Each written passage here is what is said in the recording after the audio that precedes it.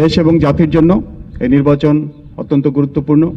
এর মাধ্যমে আমরা পুনরায় গণতান্ত্রিক ধারায় ফিরে যাব এবং আমরা একটি উন্নত এবং সমৃদ্ধ বাংলাদেশ গড়ে তোলার জন্য আবার সকলে সম্মিলিতভাবে কাজ করতে সক্ষম হব ইনশাআল্লাহ।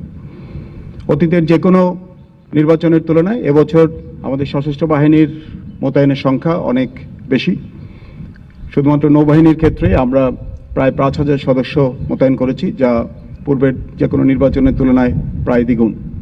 একই সাথে আমাদের বিভিন্ন উপকূলীয় অঞ্চলে এবং দ্বীপাঞ্চলে আমাদের জাহাজ এবং জলযান মোতায়েন করতে হয়েছে। আমাদের সাথে রয়েছে কোস্টগার্ড এবং অন্যান্য আইনশৃঙ্খলা রক্ষাকারী বাহিনীর সদস্যবৃন্দ। আমরা সবাই একসাথে স্থানীয় প্রশাসনকে সহায়তা প্রদান করছি, কাঁধে কাঁধ মিলিয়ে কাজ করে যাচ্ছি।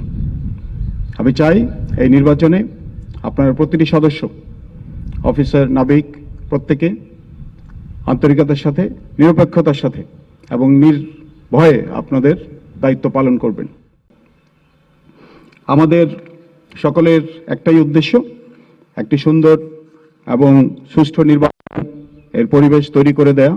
নির্বাচনের অনুষ্ঠানের মূল দায়িত্ব নির্বাচন কমিশনের এবং তারা রিটার্নিং অফিসার এবং সহকারী রিটার্নিং অফিসারের মাধ্যমে এই নির্বাচন পরিচালনা করে থাকেন।